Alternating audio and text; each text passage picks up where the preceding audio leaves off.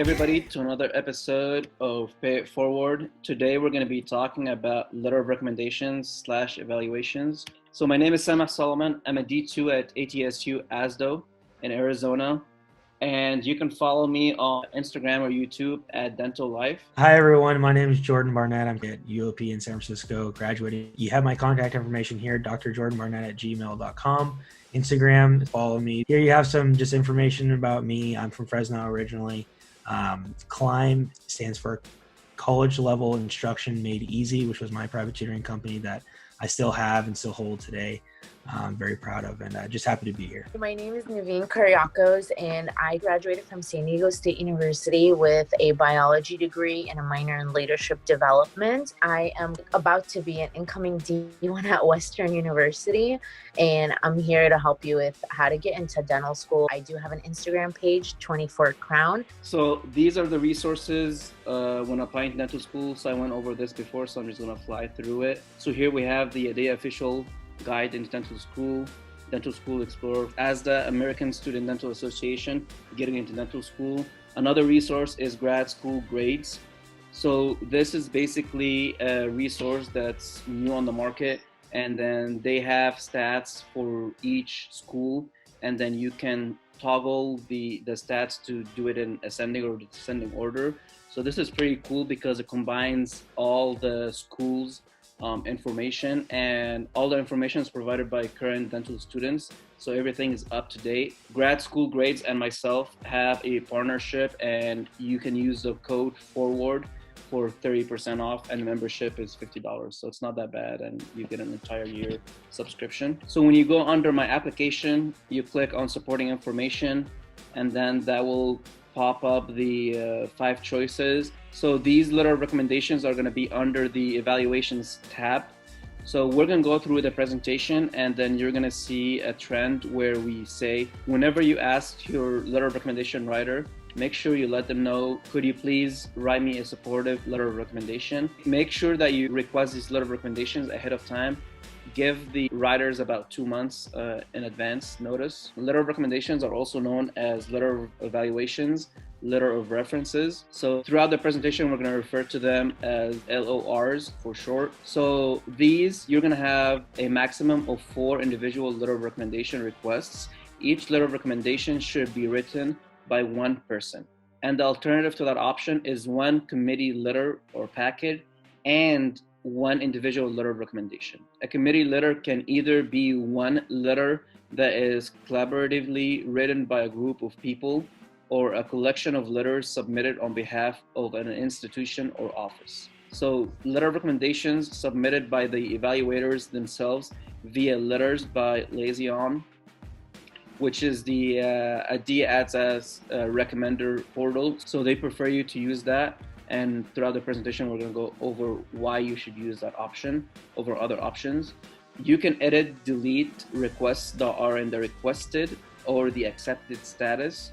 But once a request is completed, you cannot make any changes, regardless of whether you have submitted your application or not. So again, like I said before, make sure that your letter of recommendation writers write you a strong letter of recommendation. I can't believe that they have this option for you guys. I am not adding any letter evaluations. Like, why? Like, don't fall for that trap and click that. Just create as many as you can, because these are people that are going to speak very highly of you, and that is going to get you brownie points for each program that you're applying to. So create an evaluation request. Like I said before, you cannot edit. Once submitted, you can only add more, and the maximum is 4 letter of recommendations. All of these requirements are for the DADSAS portal, so that means it's going to be seen by all dental schools. So make sure you let the letter of recommendation writers not to single out a specific school. Typically, just tell your letter recommender that the way that you apply to dental school is through a general application service. And so this letter of recommendation is going to serve as one of my letter recommendations for all the schools I'm applying to. So typically, instead of being specific, the verbiage that they often recommend is, Same will be a great dental school applicant, or Same will be a great dentist, and I highly recommend him, as a dental candidate. That's usually what it is, versus the idea of Jordan would be a great UOP School of Dentistry applicant, right? Because all schools are reading that and you want to keep that general. So I'm going to go over my resume. Me, Jordan, and Naveen did things a little bit differently as far as like using a resume as CV or a cover letter. So each of us are going to go over what they did to receive these letter of recommendations. So your resume should be always a work in progress. If you're not happy at your current job, still have an up-to-date resume because you'll never know when you need it. So here, this was my first draft, which I did once I graduated from my ROP program for dental assisting back in 2011. And since then, I've been modifying it about twice a year. So the 16th draft or so, that was the very last resume that I wrote before starting dental school. So this is the one that I sent out to my letter of recommendation writers. The reason why you should keep your resume up to date is because you'll never know when you need one handy. So here I have a couple things that I would like to point out to my letter of recommendation writer. So I ended up like highlighting manual dexterity, what certificates I got, and the last revised version of this resume. I like to keep that at the bottom so that way they know that I'm keeping it up to date, and it kind of sends a good message to whoever is looking at it, whether it's an employer or letter of recommendation writer. A good resume should include the following four sections: overview, which is up here; employment, which is here. I worked at so many different offices and dental labs. Education is right here. What degrees you got, what certificates. I have my GPA and all of that. And this dates all the way back to high school as well. Include details that the employer should know about you. And then here I have references, and at the very bottom, I have additional references or recommendations are provided upon request. So that tells whoever is looking at it that if you need more information, just let me know, and I'm willing to even add like 5 or 6 more people that will recommend me for this job or for whatever you're using it for. Another way of saying work in progress is it's a living document, right? These are things that you are continuously adding to, like Sameh said, because the Jordan Barnett of today shouldn't be the same Jordan Barnett a year from now. There should be new experiences. Like you can see here on the 16th draft in 2018, he has very specific things that are highlighted, data that show that you have something like 7 seconds that people glance at resumes. Well, if you highlight these things for letter writers, that's exactly what they're going to look at. So I think that's a huge tip, and just something that we want to really emphasize there. I don't think all of us are as on it as Sameh is, but I think this is a really good call to action to make sure that we all update our resume. So great tip, Sameh. Also, the resume should be a one-pager. Try to fit everything into one page. So the curriculum vitae or the CV is basically your curriculum, and vitae is tree. So this is the entire tree from post-graduation from high school up until this point. So basically it's a record of everything that you went through as far as like employment and experiences. So here you can see that it's basically a longer resume. That's what a CV is. So the new sections that I added are volunteering and community service. So I have that right here. And this is basically saying that I volunteered at, let's say, CDA Cares, like San Bernardino, CDA Cares, Fresno, and so forth. And I volunteered at GCAS, I did this, I did that. So that way the person that is writing you the letter of recommendation knows that you're not all about academia. You are overall holistically a good candidate, and they will support you, and they will include these little details that I'm sprinkling in there, because everything that I have in the CV and the resume is stuff that I would like them to include. And if I have it in front of them, I think they kind of get the idea that, okay, there's a reason why Sameh gave me these documents, so I can pull things out of it. This is basically an extension of what my community service and volunteering consisted of. I basically go in depth on some of the experiences that I had to go through. And then the second new section in the CV is the personal experiences. I enjoy being this and that. So basically here, I said that I like to play chess, I like to cut hairs, I'm Mr. Fix-It, I like to fix my iPhones. So these are little things that basically show the letter of recommendation writer and whoever is looking at this CV that I'm very good with my manual dexterity. That's basically my whole point of being personal. I also like to play soccer. I like photography and stuff like that. So make it about you. Like the entire thing, the letter of recommendation writers are writing about you. They are praising you. So you are going to be the center of attention, essentially, whether you like it or not. The CV, the resume, and the cover letter, these documents at the end of the day, they will help your letter of recommendation writers a lot. And in essence, that will also help you because at the end of the day, your goal is to have them write you a supportive letter of recommendation. Like Sam has said, and it's a really important distinction, is that these are resumes or CVs that we're giving to letter recommenders. We're trying to give them more information about us. All right, so the courses, so sciences versus non-sciences and etc. So understanding the difference between sciences, non-sciences, humanitarians, etc. classes, it's not based on what your school says, but what the ATSAS portal and each dental school requires. In other words, basically make sure that you research each program's requirements, then determine whether your programs have a specific requirements regarding evaluators' role or relationships before listing evaluations on your application. Many programs have strict guidelines and completed evaluations cannot be removed or replaced. So once it's done, it's done. This is a document that if you just use Google and look up at the ATSAS course subjects, Lazion, which is a service that ATSAS is a part of, and just look that up. It will give you a list of all the subjects or classes and what category they're under with respect to the GPA. And that will also help you when you fill out your classes as far as like if they're science GPA or they shouldn't be under the science GPA. If you Google at ATSAS course subjects Lazion, it's going to be the very first link. So one of my friends, Marianne Skander, she made this Excel sheet and it basically has all the dental schools and the comments as far as like what letter of recommendations or how many letter of recommendations that school prefers. So let's say Midwestern Arizona, they want 2 sciences, they want 1 from a committee, and a minimum of 3, but you can always add more. The red ones, they basically don't have data for, as though they want 1 science, 1 from a doctor, 1 from a committee, total of 3 or so. So this is the good thing. If you're very tech savvy and you like to use Excel, I would maybe invest some time into making something like that. Marianne, if you see this, I think this is awesome that you made that. I made a very sucky version of what she made for the schools that I was applying to.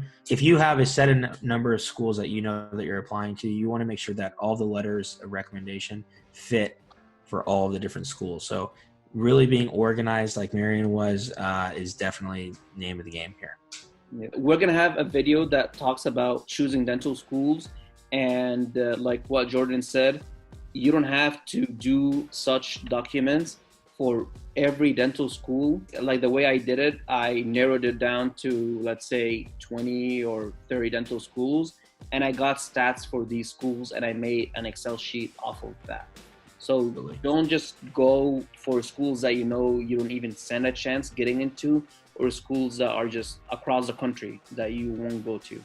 So be a little bit realistic when you're making, just saves you time. And also, Same mentioned on one of the first slides, all the different resources, like one of the companies he's associated with, grad school grades, right? That's just one of the many resources you mentioned that, you know, you can get really good data for all the different schools. And again, yeah, it's picking and choosing. You can only go to one dental school. So narrow down to the ones that you really like and make sure that you have all the things you need for those schools. The letter of recommendation writers, the way I basically scout for them is I make sure that they're very experienced in their field, because most likely than not, you approaching them and telling them, can you please write me a strong letter of recommendation? You are not the first or the last person that's going to ask them that. So most of the time they already have a letterhead ready, kind of a template. They have their signature, what department they're in. Now we're going to go over my 2 tips for preparing your evaluators.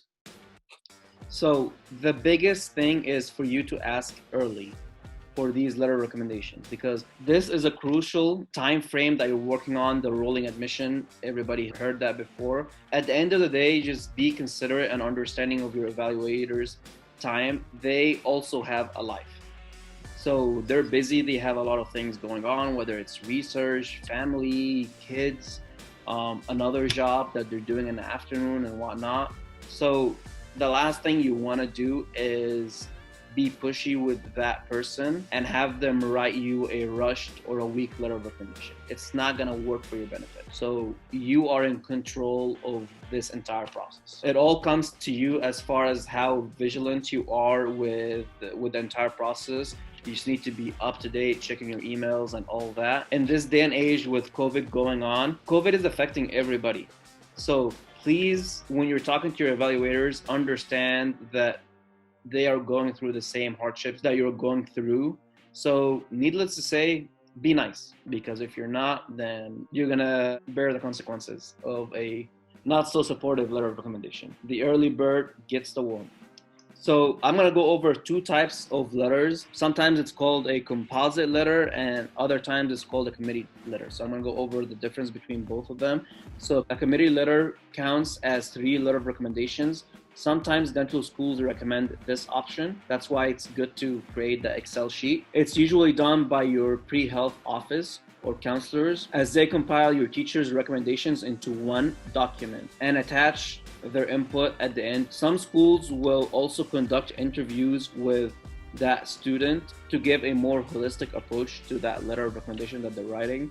And if your school doesn't have this option available, you can still ask for 3 professors individually to upload your letter of recommendations. Now the composite letter, it counts as also 3 letter of recommendations, but in this situation, an advisor or a counselor is writing the letter of recommendation based on notes and or letters about you from a few of your pre-health committee officers. I've talked to a lot of pre-dental students, and oftentimes I'll get a question like, well, how do I know if my school does a committee letter? But one of the best recommendations that you always have is I can almost guarantee every 4-year college has a pre-dental club, and ask them. And that's definitely the best people to get in contact with are the people at your school. See if your school does that. So for my 2 tips for the letters of rec, I would say number one thing that I always even get asked by students, and even I asked this to myself, was, is it better to go with a professor that I received an A in, or is it better to go with a professor that knows me well? So the pros of having a professor that you did get an A in is that they can highlight it in the letter. And that does show something. The professor could say you came into tutoring and that's how you got the A. They could speak more about what you did to get the A. So that's the pro of having that letter. But you could also get a B, and let's say it's organic chemistry, and that B was not easy to earn either. So they could also talk about what you did to get that letter grade. Professor that I didn't get a great grade with didn't know me any better than the other professor. So that's the reason why I ended up choosing the one that gave me the A, knew me as equally as the other professor. My second tip is to be blunt in person. This is really difficult. I would say break it into steps. First, get their sense about if they would like to write you a letter of recommendation. For instance, if a professor has the rule where they will only write a letter of recommendation for students who have an A, I had professors who mentioned it in their class on day 1. I don't write letters of recommendation unless you earn an A in my course. So in that case, you already know that you shouldn't even move forward with asking them if they can write you a strong letter of rec. Now, this isn't to say that you shouldn't try to get to know the professor, because maybe you will earn an A even when you thought you wouldn't get the A, right? So put in the time to get to know the professor regardless during the semester. And then as you're getting closer to the end of the semester, start talking to them more about your plans to go to dental school. After you get a sense that the professor is open to writing you a letter of recommendation, then you can go ahead and ask them, I would really like this to be a strong letter because dental school is very competitive to get into.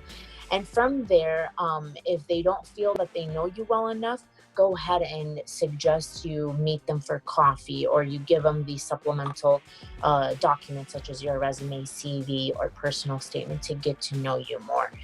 From there, you will know if the professor is willing to put in the time to learn about you, or they will straight up tell you, I don't think I know you well enough to write you a strong letter of recommendation. always emphasize to any letter writer, not just your professor, but your dentist, your community service, that these letters need a professional hand signature with a title and a letterhead. I can't stress this enough, but I had about 2 out of the 4 letter writers not put a letterhead on their letters, and thankfully I was able to call ATSAS, and I knew about it because of other students that mentioned it to me. So I called up ATSAS and I just asked, is there a letterhead on my letters?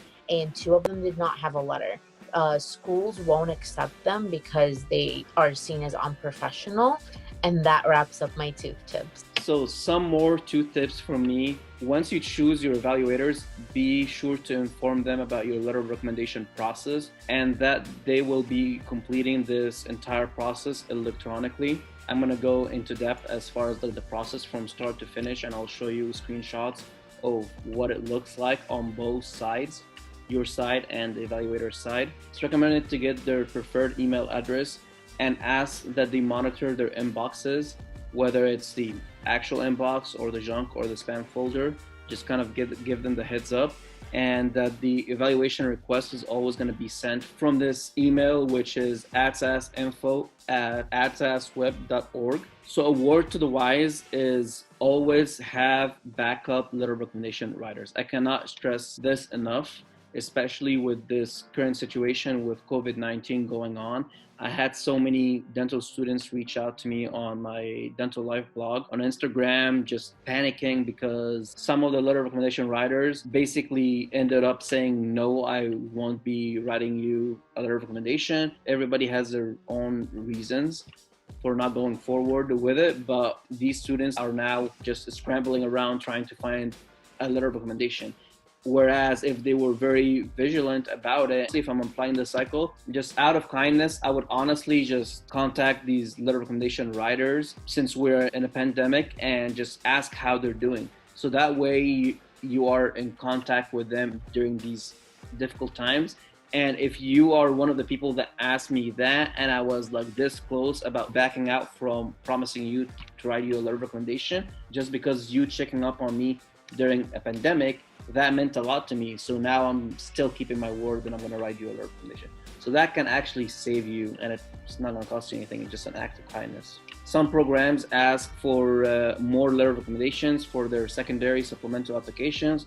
For example, AT-STIL. If you want to submit more letter of recommendations, send these additional evaluations to each program directly, because some of them will be like, your science GPA wasn't that great. I'm gonna make a point to them that I actually earned that B or C or whatever. And I would ask maybe 2 more science professors, and I would send those specific schools more letter recommendations. But you have to kind of let them know, so that way you're not wasting your time, your professor's time, or that school's time. So I'm gonna go over the difference between Interfolio and Letters by Lazion, which is a new service that is specific to the ATSAS portal. So this wasn't present in our previous cycles.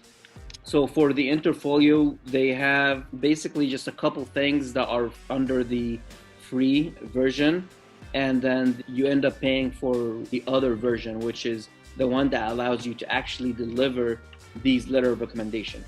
So the application process is costly as it is. So for me, I didn't even bother investing into that. And I didn't even have the Letters by Lazion. I just selected letter of recommendation writers. I sent them the email, they uploaded the document, and that was it. So it's good that they have an entire new service just for keeping your letter of recommendations on file. So Lazion, it's again part of the service fee that you pay when you apply for the application. And basically the reason why I mentioned this is there is you and there is the Letters by Lazion, which is the ATSAS portal, and the middleman is Interfolio. So with that service being provided, the Letters by Lazion, you eliminate the middleman. So you're eliminating one component of things that can go wrong. Hopefully it doesn't, but it's more direct if you just do everything on the portal itself. I'm not saying that Interfolio is bad, because it has some benefit. Let's say if you're applying for specialty scholarships, jobs, or you are a reapplicant, Interfolio is great because you save these letter of recommendations and you don't have to contact these letter of recommendation writers like 3 years from now and ask them, can you please send me the letter of recommendation? By then, I don't honestly think that they ever like save these letter recommendations. So if you've seen my previous videos, you've seen this diagram before. So the letter of recommendations, I cannot emphasize it enough. You are the center of attention. So everything revolves around you, and you want to make sure that the letter of recommendation writers knows that, because they don't want to be talking about themselves, talking about the research, talking about this, talking about that. You are the center of attention, and everything on here should reflect you. And I just want to say a great job to Sameh and Naveen. I think these are great tips. And I know if I was applying to dental school, I'd be writing down notes on them myself. So yeah, I really appreciate them being here. And, you know, for me, I think when it comes to letters of recommendation, I think every part of applying to dental school is scary. And this is one aspect of it, I think that could be potentially the most scary for a lot of people.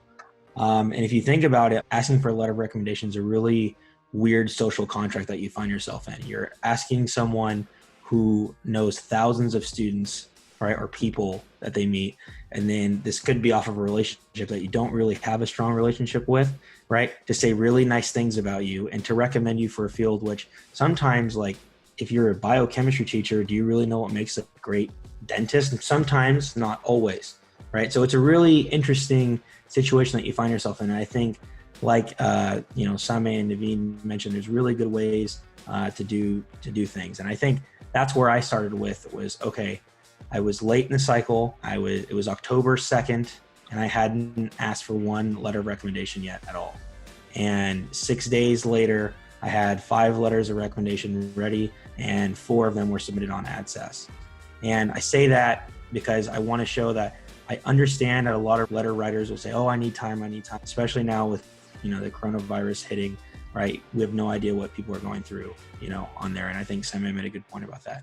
But nonetheless, really what they're doing is they're writing a page of text that are just really nice things about you. My specific 2 tips, and the first one is just quality over quantity. We want to make sure that we have strong letters of recommendation. You've seen all the animations already here. And what is a strong letter of recommendation? What it is something that's very unique and very specific from an individual writer that highlights Sameh in a very unique light. That's different than all the other letters of recommendation. And that's why I'm going to also talk about the 3 documents that I gave to my letter writers, because a lot of people ask for, hey, can you write me a strong letter? And they give them no supporting information. So you're asking someone to come up with an entire piece of paper about you with no information. That makes no sense to me, and that shouldn't make sense to you if you're watching this video. So make sure, like all of us talk about, is give these 3 different documents to your letter. Now, a disease that I talk about a lot that unfortunately a lot of applicants catch during application season is look who wrote my letter-itis. And that's something that I coined. And the reason I came up with that is because, and maybe if you're watching this video, you have someone, a professor or a dentist that you're thinking about who you think maybe is someone of incredible stature, and that their stature alone, writing you a letter of recommendation, is going to be the one thing that sets you into dental school.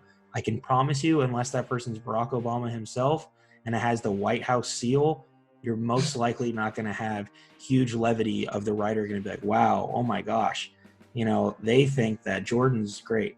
You'll hear a lot, I'm going to get my science professor who has some publication in the science article and they're great and everyone has all this recognition. Usually people writing these letters don't care they don't care who that person is. What they care more about is what they're saying about you. And again, that's why we're giving them specific documents, because we want to show them the information that we want them to talk about, i.e. how Sameh highlighted his things on his resume that he showed, because he wants his letter writers to look at these specific things. Think about if you had to write a paper about someone. What you're going to write about is the things that you remember. It's a recency bias that you have. So when we give these people these supporting documents, we want them to have the recency bias of, oh yeah, this is something that Jordan is, and this is something that Jordan does. Because your entire application is a painting, and we want to make sure that the letter portion of that painting is solid, unique, and really adds different dimensions that we don't have. The cover letter. So again, we talked about it. We want a personal statement. A draft is fine because it doesn't have to be polished. It just has to get the idea of, this is who I am. Because really, and if you watch the personal statement video, a personal statement is something that's unique in your story. So we want the letter writer to know your unique story and why you want to do dentistry. And then the cover letter. right? And all three of these documents, I recommend either in a manila folder or a document cover. You can get them really cheap at Staples or Walmart, and I think they really add to the presentation value. Think about it. If you're giving someone information for them to write a letter of recommendation for you for professional school, and then you have coffee stains as a wrinkled piece of paper, how does that reflect?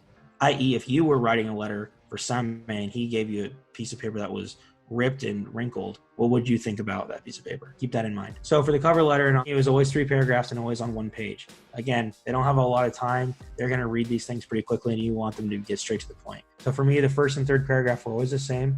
And the first paragraph was just basically explaining, hey, I'm applying to dental school, which was my dream. And, basically explain to them, hey, you're really someone that's important to me. I think you have good insight on me as an applicant and a person. And I think that could carry some really good weight when I apply to dental school. And then the second paragraph is something that I always use that was different and unique to each evaluator, right? Because again, you want different things to come through to the person reading your application about you.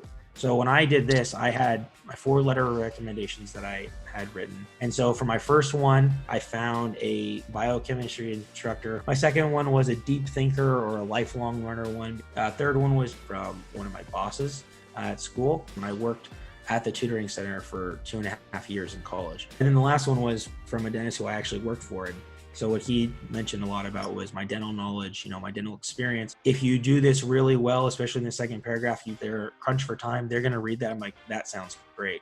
I'm going to maybe not copy it, but I'm going to really, really strongly use that.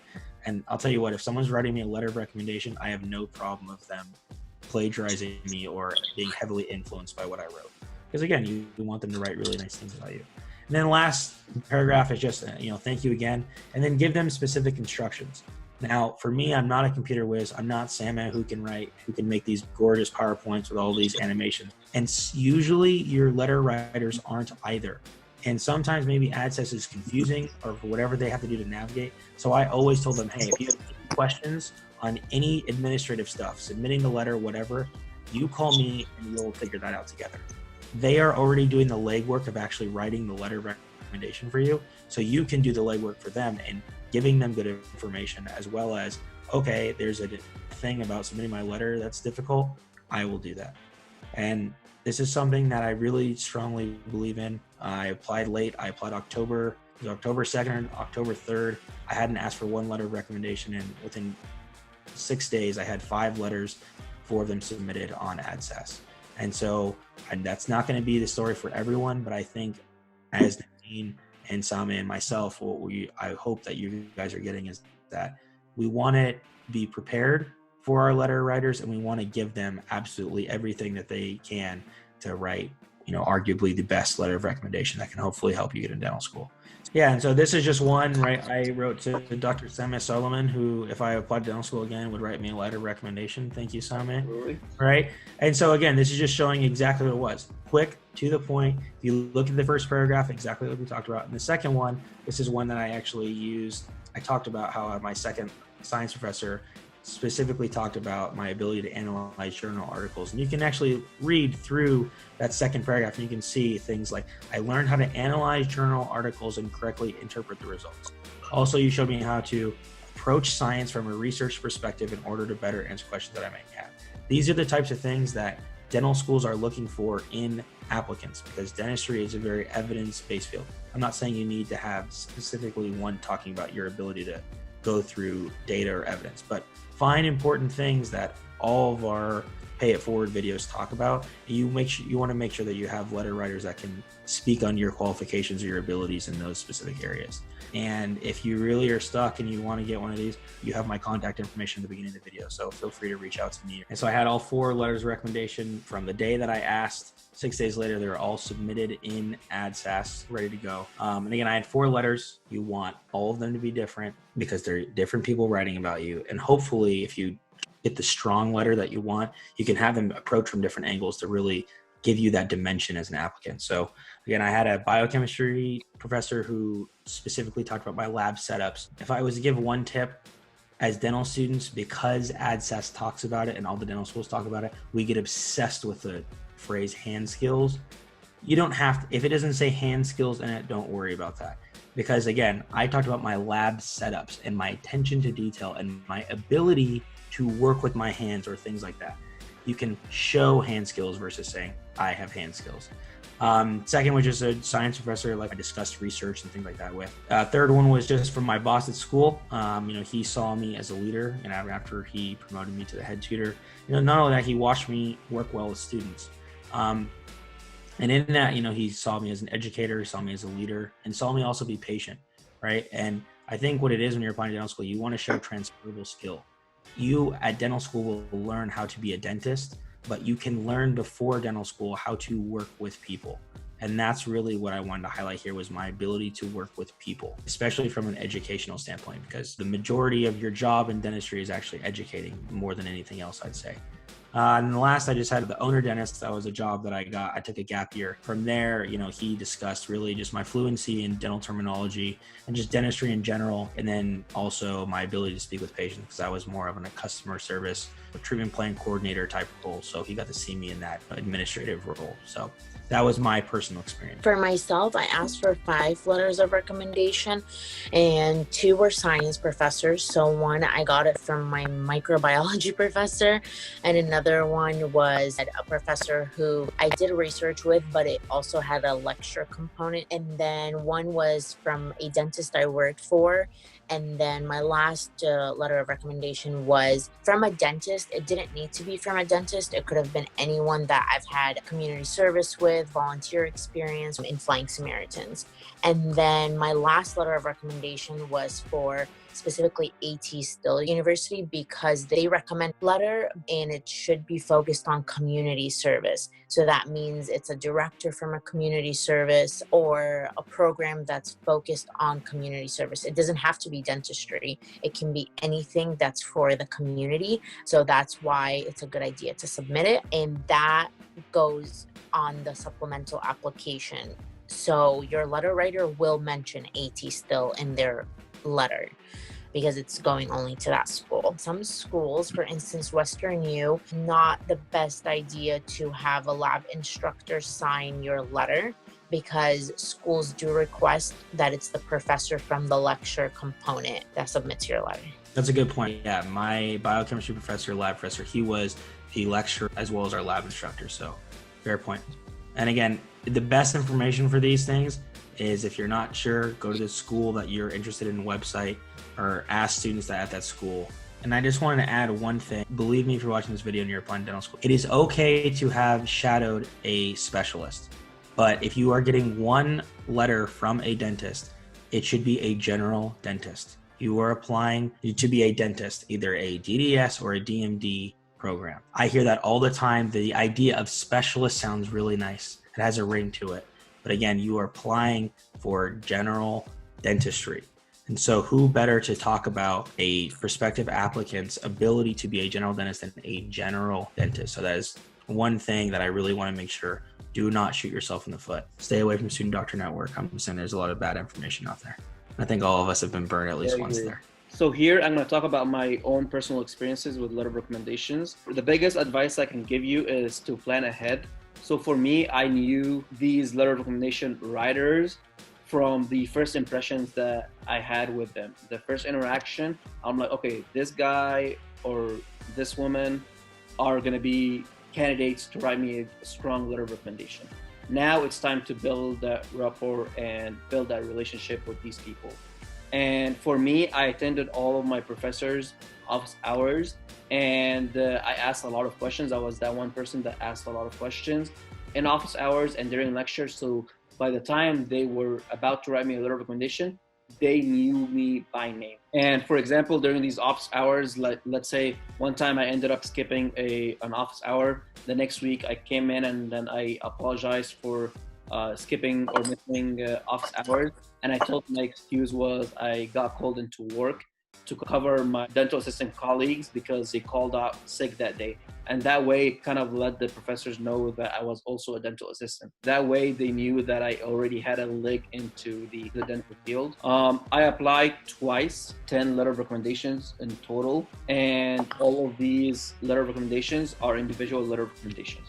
So for me, it was too much of a risk to do a committee letter of recommendation, because the way I thought about it is me putting all my eggs in one basket And for me, that was too much of a risk to take. And the thing that scared me because of how like complex and detailed it was, I ended up looking at a student doctor network, and that just even gave me more anxiety. And back then they didn't have any pay it forward videos or any of these resources that are on YouTube right now or Instagram. So I kind of like went with my gut. I'm like, just reach out to these people and let each one of them write you an individual letter of recommendation. So each application cycle, I asked for different letter of recommendations, hence the 10 letter of recommendations. I requested them in person, and I cannot emphasize that enough. Don't call, don't email, go in person, face to face, because during the face to face interaction, you will always get a good or a bad gut feeling if that person in front of you is going to write you a supportive or a non-supportive letter of recommendation. And I started asking for these letter of recommendations around spring semester. You can go as far as back as the winter semester. It's totally up to you, but that was spring semester of my graduation year. And I just asked them bluntly, could you please write me a strong letter of recommendation? So the first time that I applied, I had a letter of recommendation from one dentist that I worked with for 2 years. Going off of what Jordan said, just make sure you have at least one general dentist in the letter of recommendation pool that you submit. And I worked for that dentist for 2 years, and I had one science professor, and that science professor was my neuroanatomy professor at a university. And I had one chemistry professor, which was my biochemistry professor, and she was also at a university. And then I had one other science professor, which was my anatomy and physiology professor at community college. So I kind of diversified the people that were writing me the letter of recommendations. And the last one was a spiritual leader, which was my priest at my church. And that was specific for Loma Linda, and that comes into play during your secondaries. So consider yourself warned. Do not submit Loma Linda's letter of recommendation from a spiritual leader on the ASAS portal. I cannot emphasize this enough. Only submit that priest or that spiritual leader's letter of recommendation on the secondary application for Loma Linda. So consider yourself warned. Second time I applied, I made sure that they're all brand new. The reason being is I didn't get any interviews from the 19 schools that I applied to the first time. Hence, I didn't get any acceptances. So I kind of sat back and I reanalyzed everything and kind of like, where did everything go wrong? And I'm like, maybe one component of it was letter of recommendations. Maybe another component was personal statements. So that's why I ended up writing a brand new personal statement. I'm gonna have the link to it up here, because a lot of things happened during that one gap here where I improved many things. So I ended up having 2 dentists. One of them was a dentist, a pediodontist that I worked with for 3 years. And the reason why I had that specialist was because of the long-term commitment that I worked with him. And I worked with him, he was a multi-office owner. I think that time he owned about 6 pedo offices, and I worked at all 6 of them. So I was basically a travel assistant, and I made sure that since I actually put in the physical effort, I'm like, just make sure that you include that in the letter of recommendation, the fact that whenever you needed me, I was there for you. I'm very dependable and so forth. So these are characteristics that he ended up elaborating on even more. So I'm like, that kind of made up for the fact that I had a specialist write my letter of recommendation. And not only that, I just want to add too, right, to anyone watching this, I know I said the whole thing about the general dentist, but it's also a lot different if you're asking for a letter of recommendation from a specialist, especially if you're working for them. If you are an employee of theirs, right, that is a much different angle than someone who came in and shadowed. Okay. So that's a huge point to where, yeah, I told you I would still shy away, sometimes from a specialist, but if you work for them, right, that's a much different, dynamic that they can, provide insight on. So yeah, great point. Go ahead. So the reason why I felt comfortable asking the pedodontist to write me a letter of recommendation, because these 3 years, because everything has like a time frame where I worked for them. I had 5 years prior to these 3 years of dental assisting general dentists. So I'm like, I know everything about like the general dentistry assisting component. Now I feel comfortable asking this doctor to write me a letter of recommendation. The other thing is I had a science professor write me a letter of recommendation, which was for developmental neuroscience at a university setting. And my second science professor was systems neuroscience at a university level. And I also had a brand new spiritual leader, priest, write me a letter of recommendation for Loma Linda. And again, specific for Loma Linda only during their secondaries. And the last one was something that I didn't know about. I only thought that I'm gonna need only 4 letter of recommendations. And Naveen mentioned that AT Stella University asks for a community service letter of recommendation. And that kind of shocked me when I was on their secondary portal, because I'm like, holy cow, like I don't have anyone to write me. Like I literally used all my dentists that can write me a letter of recommendation, the first cycle and now the second cycle.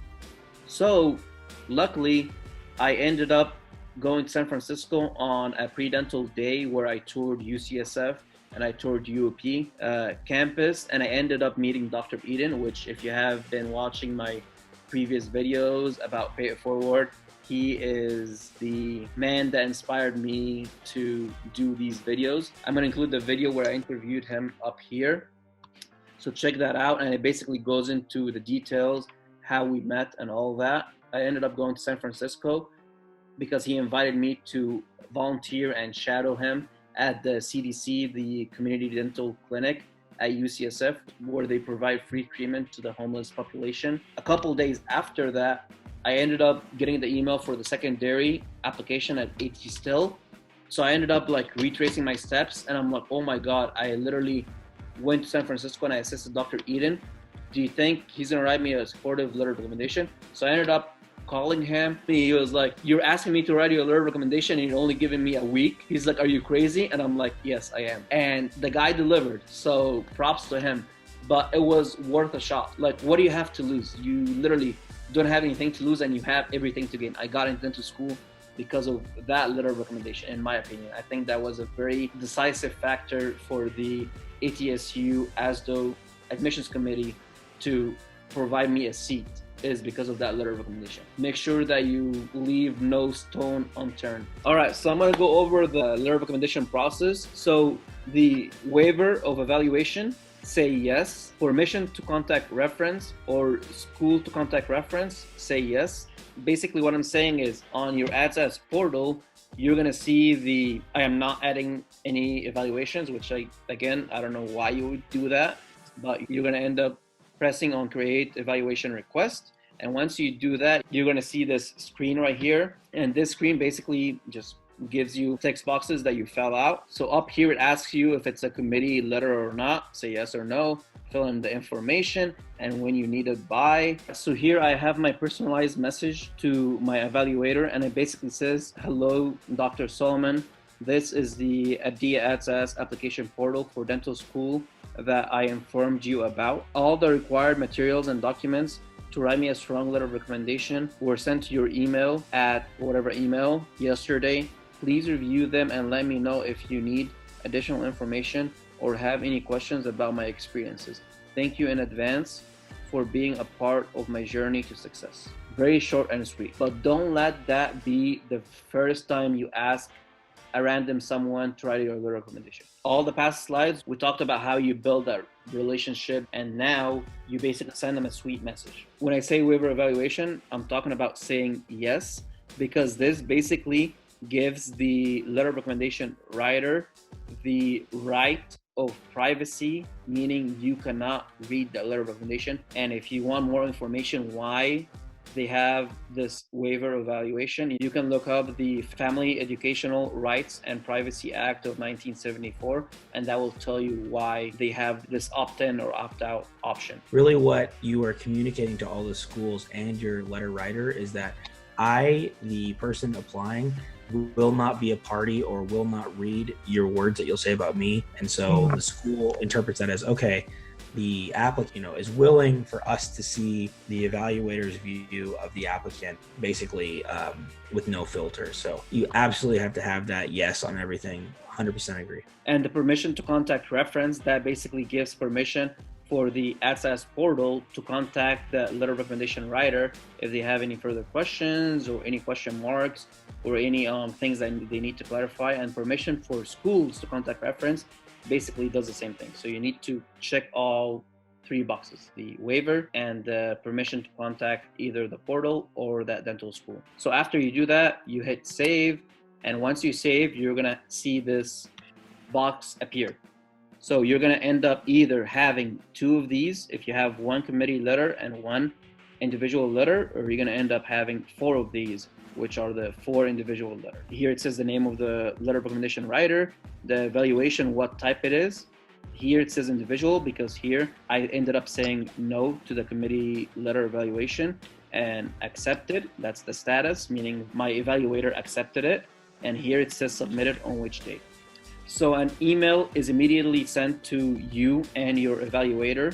Confirm with that evaluator that they received the email notification in their inbox, junk, or spam email folders. So this is what your email looks like. So that's a confirmation. So this is your side. And now the other side is their email, the evaluator's email that they will get. And they have a link here. That link will take them to their portal. So now we're gonna go over their portal. Looks like this, where it has letters by Lazy-On. And that's what I said. That's part of the Adia AdSAS portal. So again, this is all brand new this cycle. So I just wanted to kind of visually show you the entire process so you are aware in case, like Jordan said, your evaluators have any question, because not a lot of them are tech savvy, but you are, because I'm showing you. He literally made up a fictitious dental school applicant so we could show you this. So hit the like and hit the subscribe button. I'm sure Dental Life will get into dental school this cycle. Yes, Dental Life 2.0. That's gonna be my prodigy. So your letter of recommendation writer, this is gonna be their portal for you and any other student that will follow. They are gonna basically create an account with Letters by Lazy-On. The Lazy-On service is the application service for all professional schools, not just dental. So for MCAS, that's medical school, PCAS, that's pharmacy, and so forth. And all of them use the same service, Letters by Lazy-On. So these letter of recommendation writers are gonna have, let's say, 5 pending requests of letter recommendations that they will submit. Here I have what it looks like. So the name, the email, and what program they're applying to. Again, because this service has other programs, what type of letter of recommendation you're writing, and access that says waived. So meaning you waived the access to see this letter of recommendation. And the reason why I make a big deal out of this is my first time applying, I ended up asking one of my science professors, because I didn't know whether to waive it or not. I put no, I don't waive my right, meaning I want to see the letter of recommendation. And I literally got a sweet email from that professor going off on how much I don't trust him. And honestly, I was very naive because I didn't know. It was either yes or no, 50-50. So let's try this, and if it doesn't work, let's try the other one. And since then, lesson learned, always say yes to the waiver. It will tell them what day was requested on, so the due date. Once they click start, on their side, they're gonna end up seeing this portal right here. So this basically says type, again, it's individual letter of recommendation, the access, that's waived, the email, and then the requested by, that's when I need the letter of recommendation by. So make sure you give them some time to write it. And then here, the message that I read to you before, that's my note to them. So literally, whatever I input, they see it word for word. So they upload the file here, the letter of recommendation, and then they send it. And then after that, it's submitted. Job is done. So check status. So here for the check status, you're gonna go under check status of the top tabs. And after that, you're gonna see overall status. You're gonna see transcripts arrived, but we're talking about evaluation, letter of recommendations. You're gonna see Dental Life, individual, and needed by all programs. That is what I'm saying. That's what we've been saying all along. These letter of recommendation, or this specific letter of recommendation that I just requested, is required by all dental programs. And so is all the other 3, or the other committee letter. All of them are going to be sent to all programs that you choose to apply to. So make sure no school specific letter of recommendations, i.e. Loma Linda using your spiritual leader or your priest to send to all the schools, because honestly, if our mission statement doesn't talk about anything religious, last thing I want to do is look at a document that talks about religion. It's just how it is. The application portal will allow you submission of your application starting June 16th. They pushed the date back a little bit because of COVID-19. If you have any questions about COVID-19 or the COVID impact statement, I'm gonna have a video link up here. So the check status, again, it monitors the process of it. So it goes from requested, accepted to completed. And at the end of the day, make sure that you download your application, because God forbids you need to apply a second time, or you're applying for specialty after you're done with dental school. You're gonna need this because it took a lot of time to build and create this application and all the required documents and information in it. I wanna keep a copy of it, so I think you should too. So you can download it from here, and then downloading the application again, so you can download it from here. All my emails that I send out to anybody, whether I send out a small email or a large email, thank you in advance, because you'll never know when you need something from that person. And it just shows respect, it shows appreciation. So once the application is done, make sure you update them. For example, I'm gonna say, thank you, Dr. Burnett, for writing me a letter of recommendation. I just wanted to keep you up to date with my process of applying to dental school. Yesterday, I ended up submitting the application, and I'm gonna keep you up to date. If you don't mind, thank you in advance. Something sweet such as this, because again, they invested a lot of time and energy in making sure you reach your goal. And if 99% of the time that person wants to know how far you have come. And after I got my interviews and my acceptances, I ended up emailing everyone that wrote me a letter of recommendation, all 10 people, whether it was the first cycle or the second cycle, to update them, because these people took time out of their day to invest in me in getting into dental school. All right, and at the end of the day, best of luck. Remember to pay it forward. So this series has been the best thing that I have ever done and my team has ever done, and we are doing this to give back to the dental community, the up and coming future dentists, because moving forward after COVID, a lot of things are going to change, and we wanted to make sure that we are directing you in the right direction, and we are supporting you, and we are rooting for you. We want you to become the best dentist possible, even better than me. I want to see you guys succeed. You know, I applied to dental school and I only had to do it once, and once was plenty for me. You know, to be frankly honest, it was one of the hardest and scariest things that I've ever done. And I think I did a lot of stupid things. I can say stupid because I'm talking about myself here. I applied late. I didn't study for the DAT longer than a week. I did XYZ that was all wrong. And all that I want to do is, you know, be out here and work with people like the Pay It Forward team that, you know, want to see people succeed. You know, every year there's, you know, hundreds, if not thousands of people that want to apply to dental school, that want to be a dentist, that don't get to actualize that dream because they can't figure out how to get into school. And, you know, what we see, or specifically myself, is I want to do whatever I can to use my talent to, you know, maybe help push someone across the edge. So I'm just so happy to be part of the Pay It Forward team, and I appreciate your time. Because of people that helped me, that I was able to get here. So that's why I would like to pay it forward. And on top of that, I love educating. So this is it for this video. If you guys have any questions, please leave them in the comment section below. And honestly, it's been a pleasure doing these videos with such amazing co-hosts. If you guys honestly have any questions, please reach to Jordan or Naveen or any of the other Pay It Forward members. I always have the contact information at the beginning of each video.